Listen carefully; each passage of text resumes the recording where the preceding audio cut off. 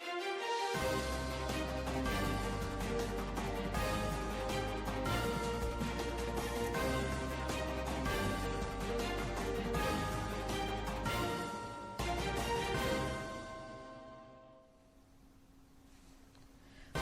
हेमंत सोरेन को ईडी ने दूसरी बार जारी किया समन। 17 नवंबर को पूछताछ के लिए ईडी कार्यालय बुलाया गया।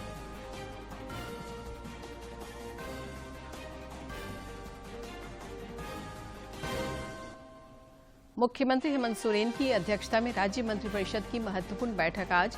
राज्यहित से जुड़े कई प्रस्तावों को मिलेगी मंजूरी।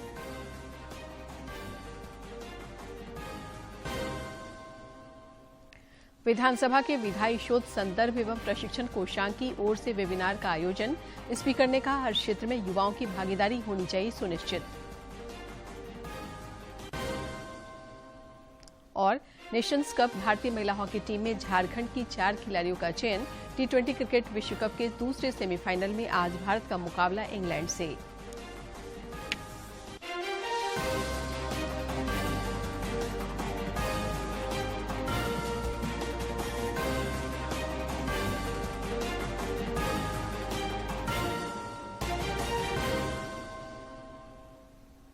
नमस्कार, खबरें झारखंड में आपका स्वागत है। मैं हूं शीला और अब समाचार विस्तार से। प्रधानमंत्री नरेंद्र मोदी कल से कर्नाटक, तमिलनाडु, आंध्र प्रदेश और तेलंगाना के 2 दिवसीय दौरे पर रहेंगे। वे इन 4 राज्यों में 25,000 करोड़ रुपए से अधिक की परियोजनाओं का लोकार्पण और शिलान्यास करेंगे। मोदी शुक्रवार को बेंगलुरु में कैंपकोड़ा अंतर्राष्ट्रीय हवाई अड्डे के टर्मिनल 2 का उद्घाटन करेंगे। इसे लगभग 5,000 करोड़ रुपए की लागत से बनाया गया है। टर्मिनल 2 के उद्घाटन से हवाई अड्डे के चेक इन काउंटर और उसकी आव्रजन क्षमता दोगुनी हो जाएगी और इस हवाई अड्डे से प्रतिवर्ष 5 से 6 करोड़ लोग यात्रा कर पाएंगे। पहले ये क्षमता 2.5 करोड़ थी। इस टर्मिनल में 10,000 वर्ग मीटर में फैली हरित दीवारें, हैंगिंग गार्डन और आउटडोर गार्डन्स बनाए गए हैं। इन्हें स्वदेशी तकनीक से बनाया गया है। इस बारे में डीडी न्यूज से खास बातचीत करते हुए कर्नाटक के मुख्यमंत्री बसवराज बोम्मई ने कहा, प्रधानमंत्री विकास पुरुष के तौर पर देश का नेतृत्व कर रहे हैं और उनका बेंगलुरु का दौरा राज्य में डबल इंजन सरकार को बल देगा। राज्य में अवैध खनन और धन शोधन मामले में पूछताछ के लिए प्रवर्तन निदेशालय ईडी ने मुख्यमंत्री हेमंत सोरेन को दोबारा समन भेजा है। ईडी ने मुख्यमंत्री को 17 नवंबर को हर हाल में रांची स्थित क्षेत्रीय कार्यालय में उपस्थित होने को कहा है। ईडी ने यह भी कहा है कि अगर वे उस दिन कार्यालय में पूछताछ के लिए उपस्थित नहीं होते हैं तो उनके खिलाफ विधि सम्मत कार्रवाई भी की जाएगी। इससे पूर्व ईडी ने उन्हें नवंबर की पहली तारीख को समन जारी कर 3 नवंबर को पूछताछ के लिए क्षेत्रीय कार्यालय बुलाया था। हालांकि मुख्यमंत्री ने अपने व्यस्त कार्यक्रमों का हवाला देकर ईडी से 3 हफ्ते का समय मांगा था।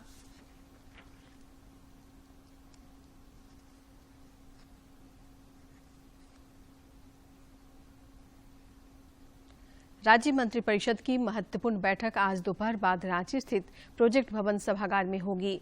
मुख्यमंत्री हेमंत सोरेन की अध्यक्षता में होने वाली इस बैठक में राज्य हित से जुड़े कई प्रस्ताव को मंजूरी मिलने की संभावना है। राज्य सरकार ने कल झारखंड विधानसभा का 1 दिवसीय विशेष सत्र बुलाया है। इसमें 1932 के खतियान के आधार पर स्थानीय नीति और ओबीसी को 27% आरक्षण देने संबंधी विधेयक पास कराने के आसार हैं। कैबिनेट की बैठक में इस मुद्दे पर पहले ही मंजूरी दी जा चुकी है। गौरतलब है कि राज्य सरकार ने इससे पूर्व 5 सितंबर को भी 1 दिवसीय विशेष सत्र बुलाया था और पूर्ण बहुमत का संदेश दिया था। विधानसभा अध्यक्ष रविंद्र नाथ महतो ने कहा है कि भारत युवाओं का देश है और हर क्षेत्र में युवाओं की भागीदारी सुनिश्चित होनी चाहिए। श्री महतो कल झारखंड विधानसभा के विधायी शोध संदर्भ एवं प्रशिक्षण कोषांग द्वारा आयोजित होने वाली द्वितीय छात्र संसद को लेकर राज्य भर के विभिन्न विश्वविद्यालयों से चयनित छात्र छात्राओं को वेबिनार के माध्यम से संबोधित कर रहे थे। इस दौरान उन्होंने युवाओं का उत्साह भी बढ़ाया।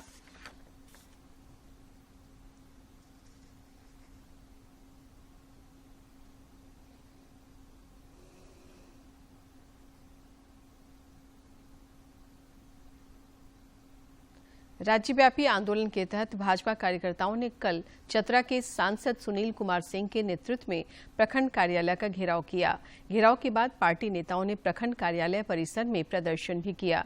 इस दौरान सांसद सुनील सिंह ने महागठबंधन में शामिल विभिन्न दलों के नेताओं और हेमंत सरकार पर तीखा हमला बोला।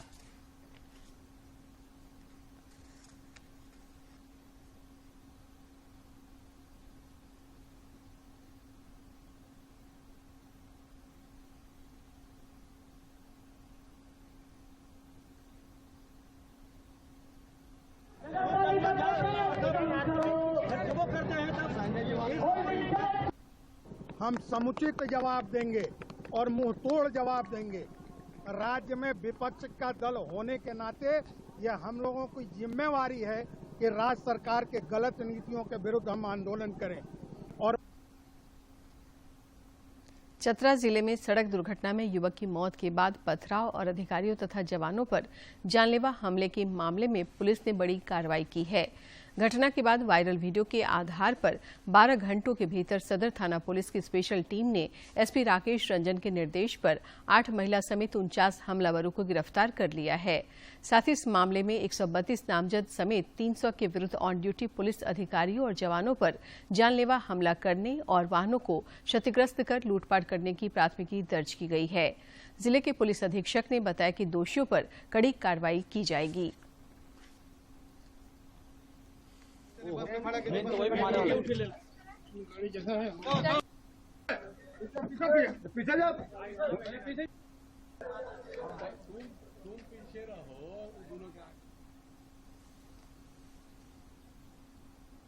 कल हमारे ज़िले में एक अत्यंत ही निंदनीय घटना घटी है, जिसमें हमारे ज़िले के ही कुछ लोगों ने कानून को अपने हाथ में लिया और एक रोड एक्सीडेंट के बाद वहां पर अपनी ड्यूटी निभा रहे एक अधिकारी पर हमला किया और उनको तरह तरह की चोटें पहुंचाई गई। बाद में जो पुलिस पदाधिकारी और फोर्स वहां पे पहुंची उन पर भी पथराव किया गया है। इसके बाद हम लोगों ने जो वीडियोज़ हमारे पास आए थे उनको आइडेंटिफाई करके कुल 90 नामजद और लगभग 200 अज्ञात लोगों के खिलाफ प्राथमिकी दर्ज की है।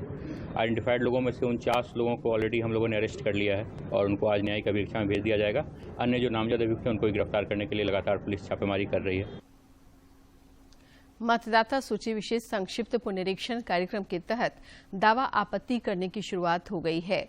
26 दिसंबर तक निपटारा करते हुए जनवरी में मतदाता सूची का अंतिम प्रकाशन किया जाएगा।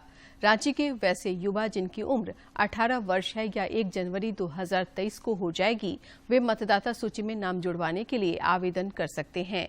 इसलिए रांची में 12, 13, 19 और 20 नवंबर को सभी मतदान केंद्रों पर शिविर लगाया जाएगा। इसके अलावा दावा आपत्ति आवेदन पत्र निर्वाचन आयोग के पोर्टल और वोटर हेल्पलाइन ऐप पर भी ऑनलाइन दर्ज कर सकते हैं। शहीदों के सम्मान में स्मारक बनाने का एक ऐसा संकल्प जिसके बदले में पुलवामा, कारगिल तथा अन्य कई वीर शहीदों के घर का दौरा करने वाले देशभक्त उमेश गोपीकांत यादव इन दिनों रांची में हैं। श्री यादव शहीदों की चिताओं से मिट्टी जमा कर शहीद स्मारक बनाने की अनूठी पहल की है। शहीदों की मज़ारों पर लगेंगे हर बरस मेले, वतन पर मरने वालों का यही बाकी निशा होगा। जी हां, आज भी देशभक्ति का वही जज्बा हर भारतीय के सीने में मचल रहा है।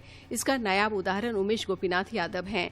2019 के उस दर्दनाक पुलवामा हादसे ने उन्हें इतना उद्वेलित कर दिया कि उन्होंने उसी समय शहीद हुए हर सैनिक के घर जाने का संकल्प ले लिया। आज ये जरूरी है कि जो नई पीढ़ी है वो इन वीर जवानों के लिए, इन फोर्सेस के लिए कुछ न कुछ पेट्रियटिज्म इन एक्शन होना चाहिए। जय हिंद, जय भारत। और मुझे बड़ा एक गर्व है कि आज मैं रांची महामहिम से मिलने के लिए यहाँ पर आया और सभी अखिल भारतीय पूर्व सैनिक के उन सेवा परिषद का आशीर्वाद मिला और सभी फोर्सेस के जो वेटरन्स है, मैं गर्व के साथ उन्हें ये बोलना चाहता हूँ कि नया भारत बोलने में नहीं, नया भारत करने में विश्वास रखता है। उनके इस महान अभियान में साथ दिया पूर्व सैनिकों, सामाजिक कार्यकर्ताओं और बुद्धिजीवियों ने। धनंजय कुमार बताते हैं कि उनके इस अभियान को हर शहीद के घर से कुछ न कुछ मिला है। बीइंग ए सिविलियन, एक आम नागरिक के तौर पे देश में घूम करके 1,20,000 किलोमीटर की सफर तय करके 150 से ऊपर शहीदों की मिट्टी को जो इकट्ठा किया और उन्हें जो सम्मान दिया है, ये हम सिविलियंस को एक प्रेरणा स्रोत है हमारे लिए। और ऐसे बहुत से आम नागरिक हैं जो देशभक्ति का जज्बा रखते हैं अखिल भारतीय पूर्व सैनिक संघ के पूर्व अध्यक्ष सुशील कुमार बताते हैं कि देशभक्ति सिर्फ 15 अगस्त या 26 जनवरी को दिखाने की चीज नहीं है। और इनका जो मिशन है या जो युवाओं के प्रति जो संदेश है हम आम जनता तक पहुंचाएं, इसका प्रयास हम सबको मिलकर करना चाहिए। क्योंकि देशभक्ति ओनली 15 अगस्त 26 जनवरी कारगिल विजय दिवस तक नहीं सीमित रहे, बल्कि 365 दिन हमें उन सेना के बारे में और उनके वेटरन्स के बारे में, हमारे आसपास जो भी सैनिक हैं उनका सम्मान करते रहना चाहिए। सैनिक बोर्ड के पूर्व अध्यक्ष ने कहा कि हम अपने घर में इसलिए सुरक्षित हैं कि सीमाओं पर ये वीर सैनिक खड़े हैं। और झारखंड के समस्त पूर्व सैनिक परिवारों की तरफ से भी उनका अभिनंदन करता हूँ। उनका ये जो जुनून है वही आज के पूरे फौजियों का मनोबल ऊंचा रखता है। इन्हीं जैसे लोग हैं जिस पर हमारे फैमिलीज, खासकर जो जवान, जो सैनिक बॉर्डर पर निर्भीक होकर के अपना ड्यूटी कर रहे हैं, इन्हीं के बदौलत क्योंकि उनको भरोसा है कि हमारे अनुपस्थिति में भी कोई हमारे फैमिली को, हमारे बच्चों को देखने वाला है। पुलवामा के हादसे के बाद से शुरू हुआ उनका ये अभियान अमर शहीदों के सम्मान में की गई एक छोटी सी पर अनूठी पहल है। हम और आप इस अभियान से जुड़कर इसे एक देशव्यापी आंदोलन का रूप दे सकते हैं। रामगढ़ जिले के पतरातू स्थित PBUNL द्वारा कैंसर जागरूकता अभियान चलाया गया। PBUN लिमिटेड की सामुदायिक विकास पहल के तहत इसका आयोजन किया गया। जागरूकता कार्यक्रम में आसपास के गांव की सैकड़ों महिलाओं ने विभिन्न प्रकार के कैंसर की जानकारी ली। और सारे लोगों को देखती है, तो सबसे पहले महिलाओं के लिए इसलिए अहम जरूरत है कि अगर एक लक्ष्य पे PBUNL पतरातू हॉस्पिटल की तरफ से कटिया बस्ती में एक मेगा कैंप आयोजित किया गया, जिसमें 500 महिलाएं सम्मिलित हुई थी। इस कार्यक्रम का उद्देश्य था महिलाओं को कैंसर के प्रति जागरूक करना। हर वर्ष 1.1 प्रधानमंत्री नरेंद्र मोदी 27 नवंबर को आकाशवाणी पर मन की बात कार्यक्रम के जरिए देश विदेश के लोगों के साथ अपने विचार साझा करेंगे। श्री मोदी ने इसके लिए लोगों के सुझाव मांगे हैं। प्रधानमंत्री ने कहा है कि विभिन्न विषयों पर उन्हें भेजे गए सुझाव को कार्यक्रम में शामिल किया जा सकता है। लोग अपने विचार नमो ऐप और mygov.open फोरम पर भेज सकते हैं। वे टोल फ्री नंबर 1800-117800 पर भी अपने सुझाव हिंदी और अंग्रेजी में रिकॉर्ड करा सकते हैं। फोन लाइनें 25 नवंबर तक खुली रहेंगी। 1922 पर मिस्ड कॉल देकर और SMS के जरिए लिंक प्राप्त करके सीधे अपने सुझाव प्रधानमंत्री को भेजे जा सकते हैं। और अब कुछ खबर राज्य के विभिन्न जिलों से।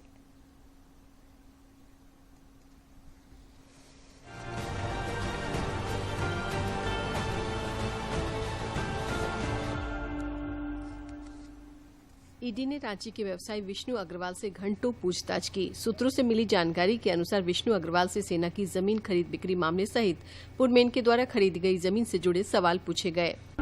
हजारीबाग जिले के दारू थाना क्षेत्र में ट्रक दुर्घटना में चालक और उपचालक की मौके पर ही मौत हो गई।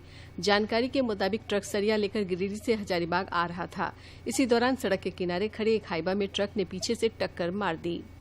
योग गुरु बाबा रामदेव के रांची स्थित बिरसा मुंडा एयरपोर्ट पहुंचने पर उनके समर्थकों ने स्वागत किया। मौके पर बाबा रामदेव ने कहा कि देश में भारतीय संस्कारों के साथ हम आगे कैसे बढ़ें, इस पर काम करना है। रांची के उपायुक्त सह अनुकंपा समिति के अध्यक्ष राहुल कुमार सिन्हा की अध्यक्षता में जिला स्तरीय अनुकंपा समिति की बैठक हुई। बैठक में समिति की ओर से सामान्य एवं चौकीदार से संबंधित अभ्यावेदन की विस्तार से समीक्षा की गई। सामान्य आवेदनों पर विचार विमर्श के बाद समिति ने 15 में से 10 अभ्यावेदनों को स्वीकृत किया, जबकि एक आवेदन को अस्वीकृत कर दिया। रांची के कांके स्थित केंद्रीय मनोचिकित्सा संस्थान ने एक्सरे की खोज की वर्षगांठ को चिन्हित करते हुए अंतर्राष्ट्रीय रेडियोलॉजी दिवस मनाया। मौके पर निदेशक प्रोफेसर वासुदेव ने बताया कि अंतर्राष्ट्रीय रेडियोलॉजी दिवस आधुनिक स्वास्थ्य देखभाल में चिकित्सा इमेजिंग की भूमिका को बढ़ावा देने वाला एक वार्षिक कार्यक्रम है। गुमला जिले के बाईपास सड़क सीलम के समीप सड़क दुर्घटना में सिसई भदौली पंचायत की पूर्व मुखिया रेणु कुमारी की संदिग्ध हालत में मौत हो गई। पुलिस मामले की छानबीन में जुटी है। पलामू की उप विकास आयुक्त मेधा भारद्वाज ने नीट की तैयारी कर रहे जिले के 22 मेधावी विद्यार्थियों के बीच टैबलेट का वितरण किया। मौके पर उन्होंने बताया कि नीति आयोग के कोलैबोरेशन के साथ बायजूस की ये अच्छी पहल है। दुमका जिले के रामगढ़ थाना क्षेत्र के टुमरजोर गांव में 2 पक्षों के बीच जमीन विवाद को लेकर हुई मारपीट में एक व्यक्ति की मौत हो गई, जबकि 2 लोग गंभीर रूप से घायल हो गए। भारतीय क्रिकेट टीम के पूर्व कप्तान महेंद्र सिंह धोनी रांची के जेसीए स्टेडियम में स्थित country cricket club tennis tournament के फाइनल में जगह बना ली है। सेमीफाइनल मुकाबले में अपने जोड़ीदार सुमित कुमार के साथ मिलकर राजेश और शशि की जोड़ी को उन्होंने पराजित कर फाइनल में जगह बनाई।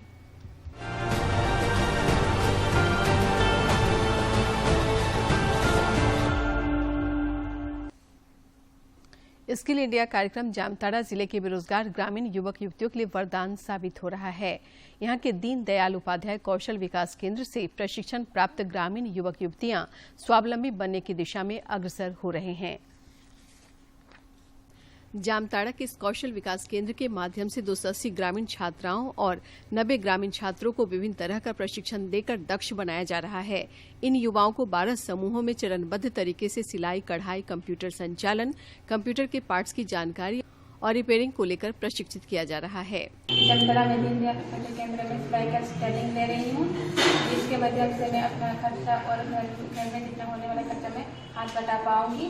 हम लोग चाहते हैं, हमारे सभी छात्र लोग चाहते हैं कि मेरा जिम्मेदारी है कि हमें भी ये संस्थान को आगे की ओर ले जाने की। दीनदयाल उपाध्याय कौशल विकास केंद्र में प्रशिक्षण पा रहे इन लोगों को योग्यता और रुचि के अनुसार उनके कौशल को निखारा जा रहा है, ताकि वे विभिन्न कंपनियों में रोजगार के साथ साथ स्वरोजगार स्थापित कर स्वावलंबी बन सकें।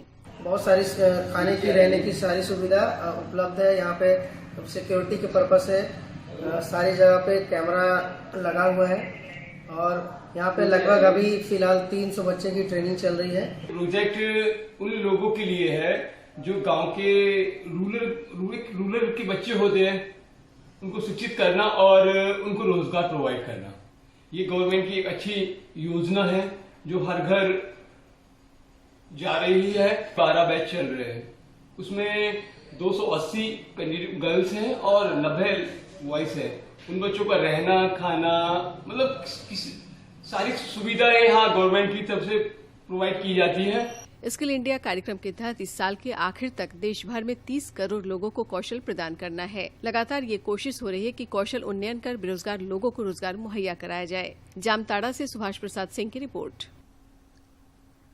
राजधानी रांची समेत राज्य के कई हिस्सों में 1-2 दिनों बाद आसमान से बादल छंटने शुरू हो जाएंगे और मौसम साफ होते ही पारा गिरना शुरू हो जाएगा। रांची स्थित मौसम विज्ञान केंद्र के वैज्ञानिक अभिषेक आनंद ने बताया कि सुबह और शाम के तापमान में धीरे धीरे गिरावट दर्ज की जाएगी और 20 नवंबर से और तेज ठंड बढ़नी शुरू हो जाएगी। हॉकी इंडिया ने नेशंस कप हॉकी प्रतियोगिता के लिए 20 सदस्यीय भारतीय महिला हॉकी टीम की घोषणा कर दी है। ये टीम वेलेंसिया में 11 दिसंबर से होने वाले FIH नेशंस कप में हिस्सा लेगी। इस 20 सदस्यीय भारतीय महिला हॉकी टीम में झारखंड की 4 महिला हॉकी खिलाड़ियों निक्की प्रधान, सलीमा टेटे, संगीता कुमारी और ब्यूटी डुंगडुंग का चयन किया गया है। इनमें ब्यूटी डुंगडुंग पहली बार सीनियर भारतीय महिला हॉकी टीम में चुनी गई हैं। इनके अलावा टोक्यो ओलंपिक में भारतीय टीम की हिस्सा रही निक्की प्रधान और सलीमा टेटे के साथ विगत कई अंतर्राष्ट्रीय हॉकी प्रतियोगिता में भारतीय टीम की फॉरवर्ड संगीता कुमारी भी हैं। निक्की प्रधान जहां खूंटी जिले की रहने वाली हैं, वहीं सलीमा टेटे सिमडेगा जिले के सदर प्रखंड अंतर्गत बड़की छापर तथा संगीता कुमारी और ब्यूटी डुंगडुंग सिमडेगा जिला के ही किरसई प्रखंड के एक ही गांव करगागुड़ी की रहने वाली हैं। एडिलेड में T20 क्रिकेट विश्व कप के दूसरे सेमीफाइनल में आज भारत का मुकाबला इंग्लैंड से होगा। मैच दिन के 1:30 बजे शुरू होगा। ICC T20 विश्व कप 2022 के सेमीफाइनल में भारतीय टीम का सामना गुरुवार को इंग्लैंड से होगा। इस मुकाबले में जीत दर्ज करने वाली टीम टूर्नामेंट के फाइनल में पहुंचने वाली दूसरी टीम बन जाएगी। ये मुकाबला एडिलेड में दोपहर 1:30 पर शुरू होगा। ये पहला मौका होगा जब T20 विश्व कप के किसी नॉकआउट मैच में दोनों टीमें आमने सामने होंगी। दोनों टीमों के लिए ये मुकाबला बेहद अहम है। भारत और इंग्लैंड के बीच पिछले रिकॉर्ड की बात करें तो T20 विश्व कप में दोनों टीमें 3 बार भिड़ चुकी हैं। T20 विश्व कप में भारत और इंग्लैंड के बीच पहली भिड़ंत साल 2007 में हुई थी। ये वही मैच था जिसमें भारत के स्टार बल्लेबाज युवराज सिंह ने 1 ओवर में 6 छक्के लगाए थे। इसी मैच में युवराज ने T20 इंटरनेशनल के इतिहास की सबसे तेज 12 गेंदों में अर्धशतक पूरा किया था। ये रिकॉर्ड अभी तक अटूट है। भारत ने ये मुकाबला 18 रनों से अपने नाम किया था। इसके बाद दोनों टीमें साल 2009 T20 विश्व कप में एक दूसरे से भिड़ी थीं। इस मैच में भारतीय टीम को इंग्लैंड के हाथों 3 रनों से हार झेलनी पड़ी थी। फिर साल 2012 T20 विश्व कप में भारतीय टीम ने इंग्लैंड से 2009 में मिली हार का बदला लेते हुए 90 रनों से शानदार जीत अपने नाम की थी। इस मैच में रोहित शर्मा ने 55 रनों की शानदार पारी खेली थी। अब गुरुवार को खेले जाने वाले दूसरे सेमीफाइनल मुकाबले में भारत और इंग्लैंड T20 विश्व कप में 10 साल बाद आमने सामने होंगे। We do understand the dynamics of this T20 cricket. You just have to be good on that particular day. Otherwise, it's not good enough. But certainly the guys will have some confidence going into tomorrow's game. For us, in the back of our mind, yes, we can have that confidence knowing that we did pretty well against them. But tomorrow's game is going to be a fresh game. We just have to be good on that day in terms of our skills. We just need to be better than them. दोनों टीमों के बीच T20 विश्व cup में हुए मुकाबलों की बात करें तो टीम इंडिया का पलड़ा भारी रहा है। T20 विश्व कप में 3 में से 2 मौकों पर भारत ने अंग्रेजों को धूल चटाई है।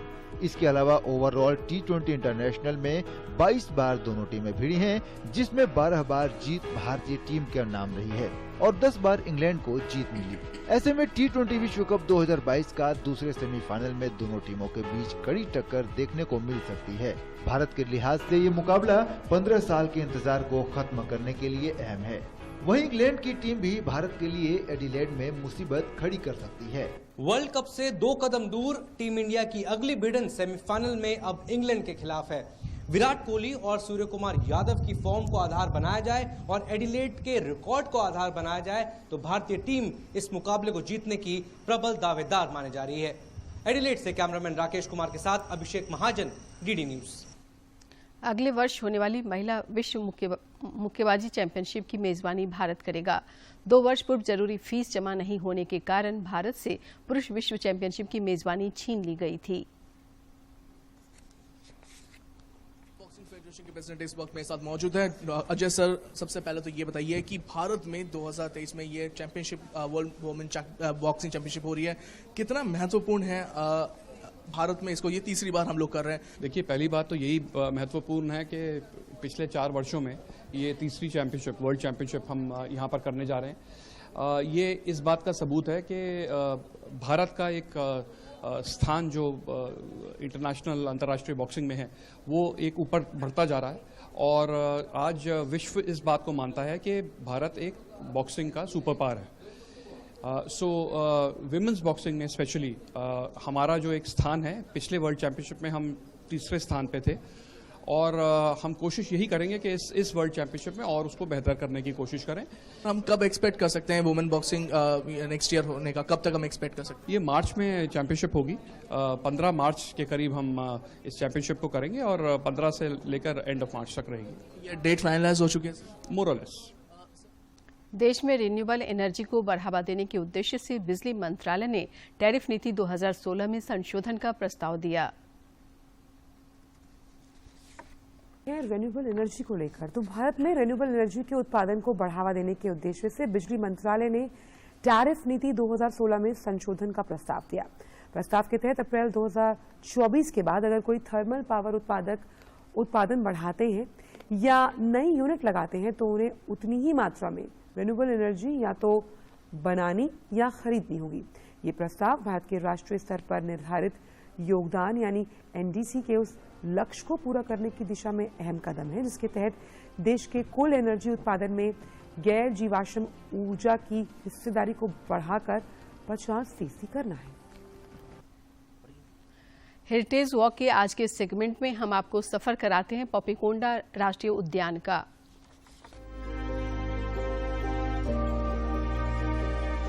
यहाँ आने वाले पर्यटक इसकी प्राकृतिक सुंदरता को देखकर मंत्रमुग्ध हो जाते हैं। उद्यान के बीचों बीच होकर गुजरने वाली गोदावरी नदी पर्यटकों को कुदरत के सौंदर्य का दर्शन कराती है। गोदावरी नदी के पानी की कलकल की आवाज और पक्षियों की चहचहाहट वादियों में संगीत की मिठास घोल देती है।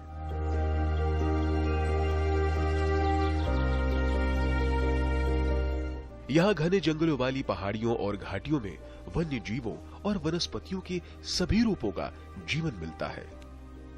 Bureau report, DD news.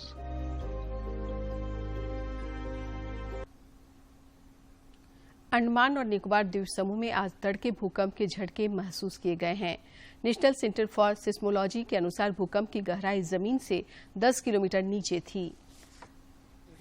National centre for seismology के अनुसार अंडमान और निकोबार द्वीप के पोर्ट ब्लेयर से 253 किलोमीटर दक्षिण पूर्व में आज सुबह लगभग 2:29 पर 4.3 तीव्रता का भूकंप आया। भूकंप की गहराई जमीन से 10 किलोमीटर नीचे थी। हालांकि इस भूकंप से किसी तरह के कोई नुकसान की कोई खबर नहीं है।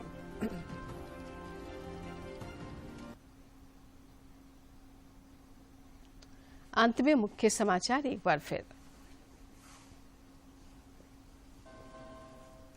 मुख्यमंत्री हेमंत सोरेन को ईडी ने दूसरी बार जारी किया समन। 17 नवंबर को पूछताछ के लिए ईडी कार्यालय बुलाया गया।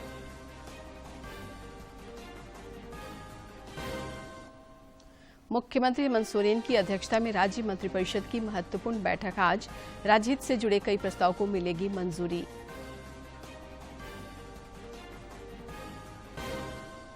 विधानसभा के विधायी शोध संदर्भ एवं प्रशिक्षण कोषांग की ओर से वेबिनार का आयोजन। स्पीकर ने कहा, हर क्षेत्र में युवाओं की भागीदारी होनी चाहिए सुनिश्चित।